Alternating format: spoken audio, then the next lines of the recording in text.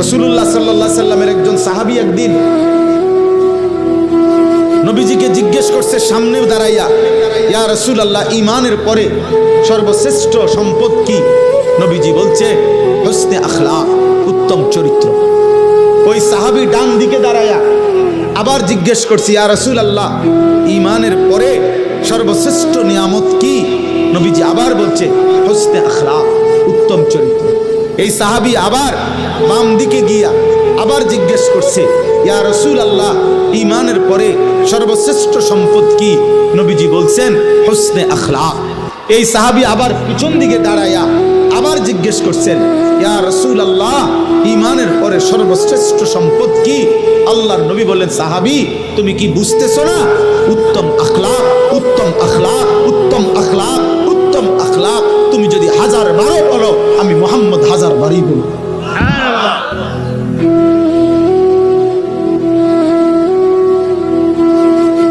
যার আখলাক নাই তার জীবনে কিচ্ছু নাই রে আব্বা।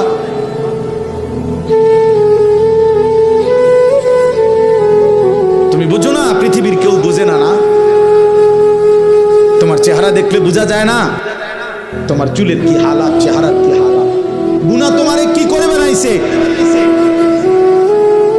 কেউ বুঝে না। রাত 2টায় তুমি কি দেখো, কেউ বুঝে না। রাত 12টায় তুমি কি দেখো, কেউ বুঝে না। একাকী বন্ধুদের আড্ডায় তোমরা মোবাইলে কি করো, কেউ বুঝে না। না, সবাই সিরা খায় আর তুমি শুধু ভাত খাও না।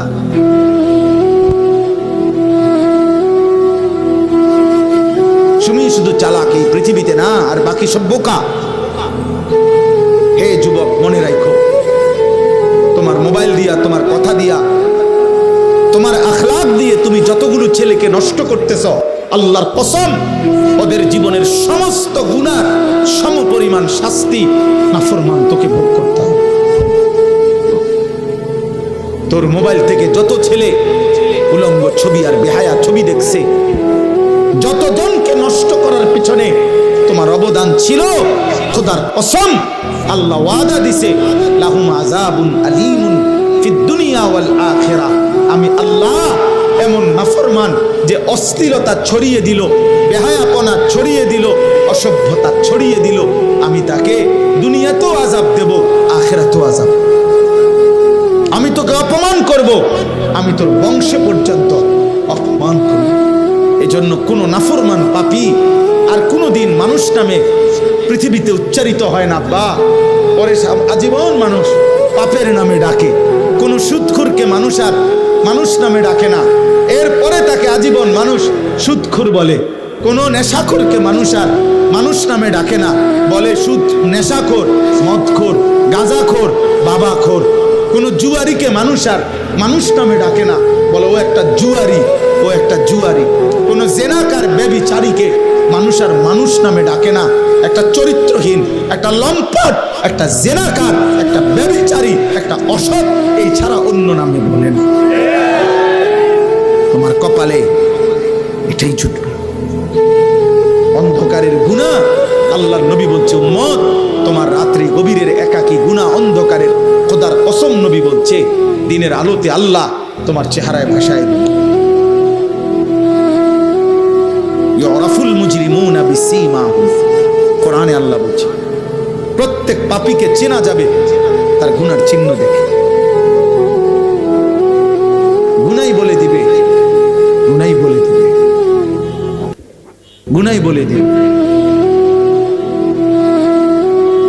এক বেলা নামাজ পড়তে মন চায় না, কারণটা কি বুঝো না? গুনাহ। মসজিদে তোমার আজান হয়, তোমার কলিজার মধ্যে একটু নড়েও না, কারণটা তুমি আস্তে, আজান হয়েছে, মুসল্লি মসজিদে ঢুকে, তুমি আস্তে এক সাইডে চলে গেলা। আমি বলি, আমি যে বলছি একটু আগে, আবারও বলি, প্রিয় ছেলেরা, বাবারা, একটা ছেলে মনে রাখো, যদি বিবেক থাকে তাকাইও, কোন মসজিদে যখন আজান হয়, তো আজানের শব্দ শুনলে সর্বপ্রথম যেই প্রাণীটা ভাইগা যায় ওইটা হলো কুত্তা। এটা কুত্তার স্বভাব। কুত্তা আজানের আওয়াজ শুনলে ঘেউ ঘেউ করে, খেউ খেউ করে, আর ওইখান থেকে সরে যায়। এটা কুত্তার স্বভাব, তাকাইয়া দেখো।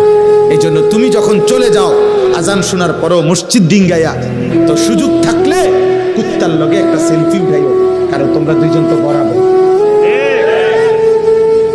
যদি সম্ভব হয় ওর সাথে একটা ছবি উঠাই, সবাইকে জানায়ও আমরা দুইজনকে কেমন লাগতেছে, কমেন্টসে জানাবেন। সবাই জানাবে একরকমই লাগছে। ওইটাও পেশাব করে পানি নেয় না, টয়লেট পেপার ঢিলা কুলুক ব্যবহার করে না, তুমিও ওইটাও সেজদা দেয় না, তুমি।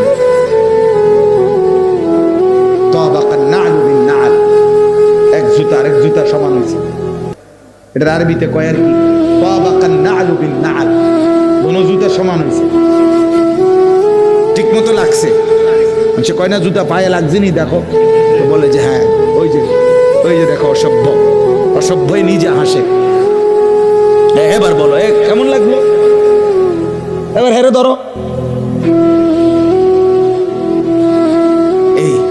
এটাই আমি বলছি, এটাই বলছি ভাইয়া, মানুষ কোনোদিন ভালো নামে ডাকে, তোমাকেও না, কাউকে না। কোন পাপী কোনোদিন মানুষের চোখে সম্মানিত হয়, মানুষ বোঝে।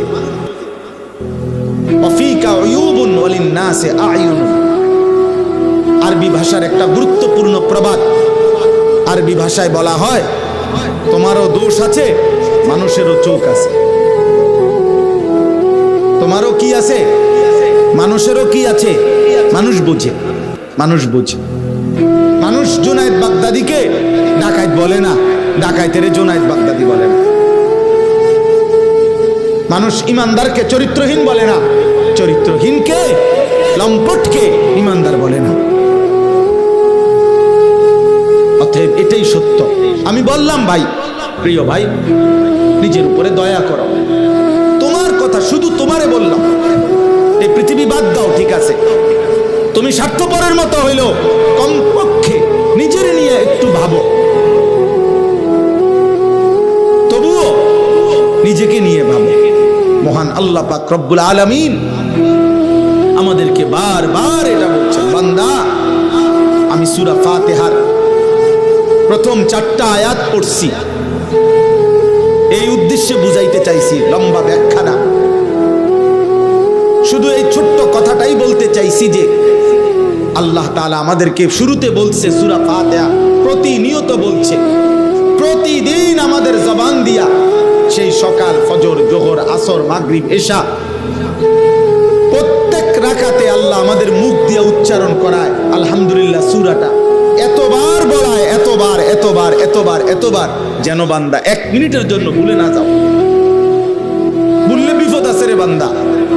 এই জন্য আল্লাহ বলছে সকালে বলো আলহামদুলিল্লাহ, দুপুরেও বলো, বিকালেও বলো, সন্ধ্যায়ও বলো, রাতেও বলো, আওয়াবিন পড়লেও বলো, ইশরাক পড়লেও বলো, চাষ্ট পড়লেও বলো, তাহাজ্জুদ পড়লেও বলো, 5 ওয়াক্ত নামাজ পড়লেও বলো, যত নফল পড়বা আলহামদুলিল্লাহ পড়ো, যত সুন্নত পড়বা আলহামদুলিল্লাহ পড়ো, ওয়াজিব নামাজ পড়বা আলহামদুলিল্লাহ পড়ো, ফরজ নামাজ পড়বা আলহামদুলিল্লাহ পড়ো। বান্দা ভুইলো না, এটা তোমার খুব দরকার, খুব দরকার, খুব দরকার, খুব দরকার, বারবার দরকার, মনে রাখা দরকার, ভুলে না যাওয়া দরকার। কি কি বলতে চাইছে আল্লাহ প্রথম 3 আয়াতে আমাদের কাছে সংক্ষেপে আল্লাহ তাআলা একটা ভারসাম্যপূর্ণ কথা বলছে। আলহামদুলিল্লাহি রাব্বিল আলামিন, আল্লাহ বলছে বান্দা সমস্ত প্রশংসা আল্লাহর জন্য। কেন আল্লাহর জন্য সব প্রশংসা? আল্লাহ বলেন সব যে আমার, কথা বলে না, সব কার? এই কায়নাতে যেখানে যত আয়োজন, সব হাসি, সব ভালোবাসা, সব সুন্দর, সব কিছু আমার। তো আমার প্রশংসাটা তো কার হবে বান্দা বলো? আলহামদুলিল্লাহ, আলহামদুলিল্লাহ, আল্লাহর প্রশংসা। আল্লাহ বলেন রব্বিল আলামিন, আমি শুধু এই সৃষ্টি জগতের সৃষ্টিকর্তা না, বরং আমি এই জগতের সবকিছুর রব, পালন কর্তা। এই আজানের জবাব দেন, একটা আজানের জবাব দিলে উঠেন না, উঠেন না, নামাজের সময় দেওয়া হবে, এই 2-4 মিনিটের সময়। আজানের জবাবে আশহাদু আন্না মুহাম্মাদার রাসূলুল্লাহ এটা যখন মুয়াজ্জিন বলে, তো আমরা যারা শুনে তাদেরও দায়িত্ব হুবহু এটা বলা, এরপরে সাল্লাল্লাহু আলাইহি সাল্লাম বলে। কিন্তু শুধু আশহাদু আন্না মুহাম্মাদার রাসূলুল্লাহ মুয়াজ্জিন বলছে মনে করেন, আমরা যদি বলি শুধু সাল্লাল্লাহু আলাইহি সাল্লাম, তাহলে আজানের জবাব হবে না। নবীজি সাল্লাল্লাহু আলাইহি সাল্লাম বলছেন মুয়াজ্জিন যেটা বলে তোমরা হুবহু সেটা বলো। তো মুয়াজ্জিন যে আশহাদু আন্না মুহাম্মাদার রাসূলুল্লাহ বাক্য পুরোটা কইলো, তা আপনি এটা বলতেন না, এটা বলতে হবে। এরপরে বলবেন আলাদা সাল্লাল্লাহু আলাইহি ওয়াসাল্লাম, এটা তো স্বাভাবিক ডিউটি, মানে সবসময়ের ডিউটি। নবীজির নাম যখনই শুনবেন তখনই পড়বেন, তো এটা তো কমন ডিউটি। কিন্তু এখন একটা বিশেষ, যে মুয়াজ্জিন যেটা বলছে এটা বলতে হবে। 2 নাম্বার হলো নবী সাল্লাল্লাহু আলাইহি সাল্লামের হাদিসের কিতাবে, নবীজির হাদিসের বর্ণনা হলো সব কিতাবে যে নবীজি বলছেন আজানের পরে দুরূদ শরীফ পড়তে, এরপরে দোয়া পড়তে। আমরা পড়ছি আলহামদুলিল্লাহ, আজানের পরে দুরূদ শরীফ, এরপরে দোয়া, এটাই হাদিসে আছে, এটা নবীজি সাল্লাল্লাহু আলাইহি সাল্লাম থেকে বর্ণিত আছে, আমরা এর দূরে পাইছি।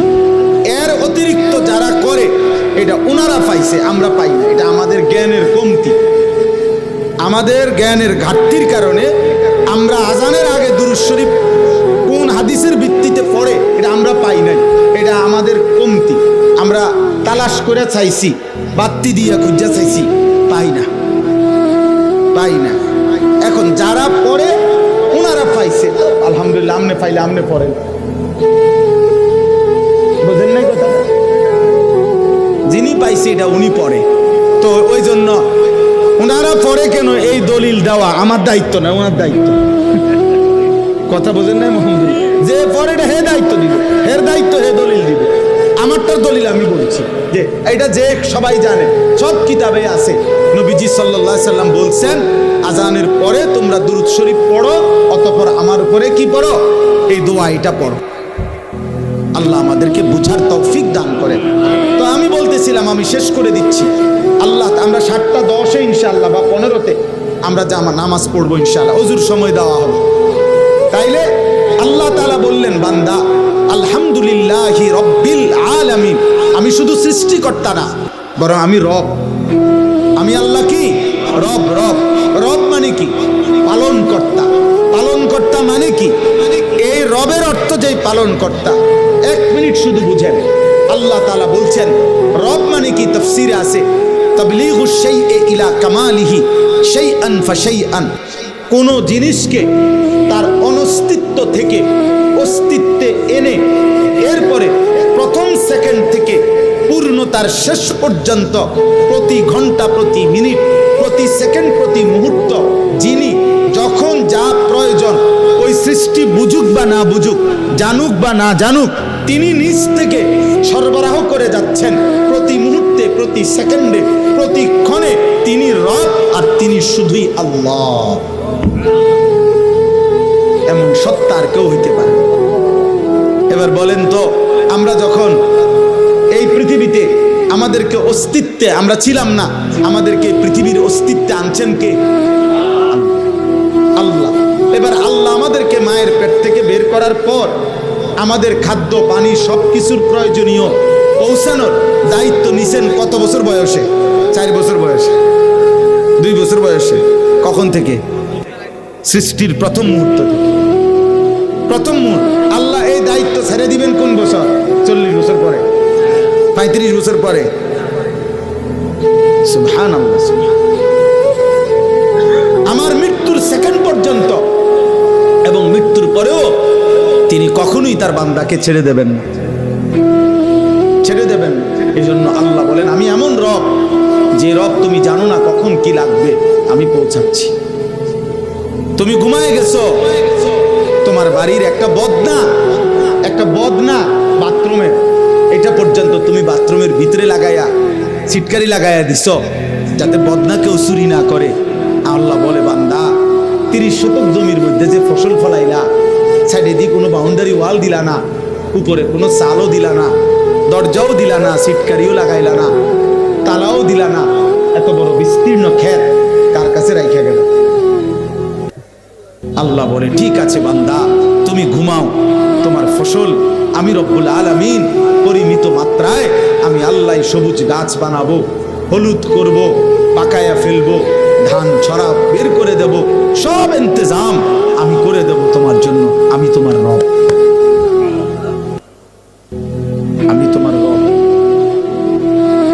তুমি ডাকলেও আমি তোমাকে দেব, তুমি না ডাকলেও আমি তোমাকে দেব।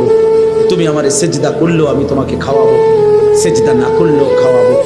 আমার গোলামি করলেও আমি মুখে খাবার তুলে দেব বান্দা, আমার গোলামি না করলেও খাবার তুলে দেব আমি। তুমি জানো না বান্দা, তোমার খাবারের এক লোকমা, এই এক লোকমা খাবার তোমার মুখে পৌঁছাইতে গিয়ে আমি আল্লাহ আমার এই পুরা সৃষ্টি জগৎটাকে ব্যবহার করতে হয়েছে। আসমান যদি এক অংশ কম হইতো তাইলে এই পৃথিবীর আকাশ ঠিক থাকতো না, জমিনের এক পাশ যদি না থাকতো তাইলে এই পৃথিবীর ঠিক থাকতো না। সূর্য যদি একদিন উঠা বন্ধ থাকতো তো তোমার জীবনের কোনো আয়োজন স্বাভাবিক হতো না। যদি চাঁদ উঠা বন্ধ হতো তো পৃথিবীর কোনো আয়োজন স্বাভাবিক থাকতো না। আমি যদি রাত আর দিন না বানাইতাম তাইলে জগৎ সংসার চলতো না। আমি যদি আলো আর অন্ধকার না বানাইতাম তো জগৎ সংসার চলতো না। বান্দা, আমি এই সব কিছুর ইন্তজাম করে আমি আল্লাহ তোমার একটা একটা প্রয়োজন আমি পূরণ করছি। সেই আমি যদি একটা সেজদা না পাই, আমি যদি একটা গোলামি না পাই, এর চাইতে বড় অকৃতজ্ঞতা আর কি হতে পারে? আর কি হইতে পারে আব্বা? सारे दुनिया तेरे लिए, तू सिर्फ मेरे लिए। আল্লাহ বলছে বান্দা तमाम দুনিয়া তোমার জন্য, তুমি শুধুই আমার জন্য, আমার জন্য। আমি তোমার কাছে একটা সেজদা চাই, আমি তোমার একটা শুকরের বাক্য চাই, আমি তোমার জবান দিয়ে শুনতে চাই যে তুমি বলবা আলহামদুলিল্লাহ। আল্লাহ আপনি খাওয়াইছেন, আপনি পড়াইছেন, আপনি ঘুম দিছেন, আপনি জাগায় দিছেন, আলহামদুলিল্লাহ। আলহামদুলিল্লাহিল্লাযী আহইয়ানা বা'দা মা আমাতানা, গুফরানাকা আলহামদুলিল্লাহিল্লাযী।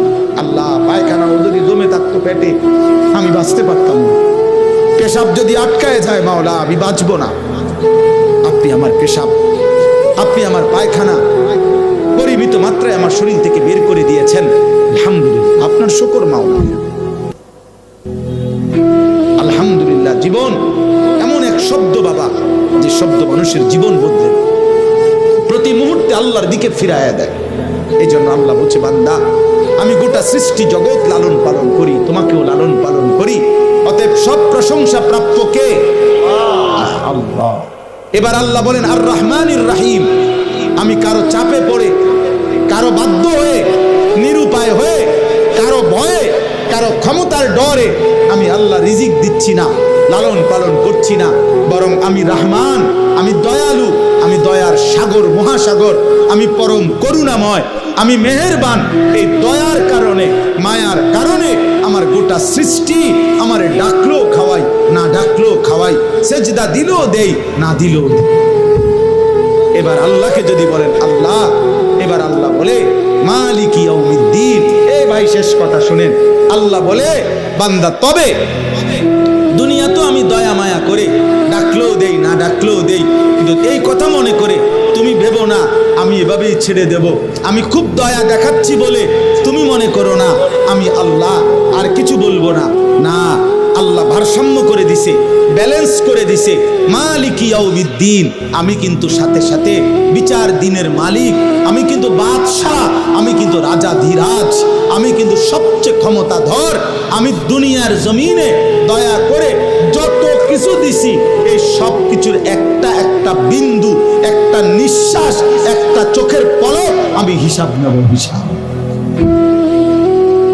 আজ সব দিলাম, সেদিন সব হিসাব নেব। কাজে এদিক সেদিক ঘুরা কুলাই থাকতা না তুমি আমার সাথে, আমি নিয়ে আসবো তোমাকে হিসাব। মালিকি ইয়াউমিদ্দিন, এই যে ভারসাম্য, সব দিলাম নাও, তবে আবার ফেরত নেব, আবার হিসাব নেব। এখন সব দিলাম, যাও। এই জন্য শেষ কথা হলো আল্লাহ আমাদেরকে এটা শিখাইছে বান্দা, যেহেতু তুমি বুঝো যে আমি সব দিছি দেব, কিন্তু আমি কিন্তু সব হিসাবও নেব। যিনি বাদশাহ তিনি পুরস্কার যেমন দেন তিনি শাস্তিও দেয় না। হ্যাঁ, আমি মালিক, আমি মালিক, আমি বাদশাহ, আমি রাজাধিরাজ, আমি বিচার দিনের মালিক। আমি যেমন পুরস্কারও দেব তেমন শাস্তিও দেব। অতএব শেষ কথা হলো আল্লাহ বলে, বান্দা অতএব যদি এটা বুঝে থাকো তাহলে তুমি বিবেক দিয়ে এটা বুঝে নাও, ইয়্যাকা না'বুদু ওয়া ইয়্যাকা নাস্তাঈন। অতএব তোমার উচিত দিল থেকে আল্লাহকে কথা বলা যে আল্লাহ, যেহেতু আপনি আমাকে সব দিয়েছেন, এই হিসাবেই আপনি আমার কৃতজ্ঞতা পাওয়ার উপযুক্ত। আবার সাথে সাথে এই ভয়ও দেখাইছেন যে আপনি হিসাব নিবেন, কাজে এই হিসাবেও আমি উল্টাপাল্টা করা ঠিক হবে না। অতএব আমি মেনে নিচ্ছি, আমি আপনার গোলামি করি। ইয়্যাকা না'বুদু, এবার শুধু শেষ, ওয়া ইয়্যাকা নাস্তাঈন। আল্লাহ, আমি ফয়সালা নিছি আপনারে মানবো, আপনার গোলামি করব, তবে আমি দুর্বল।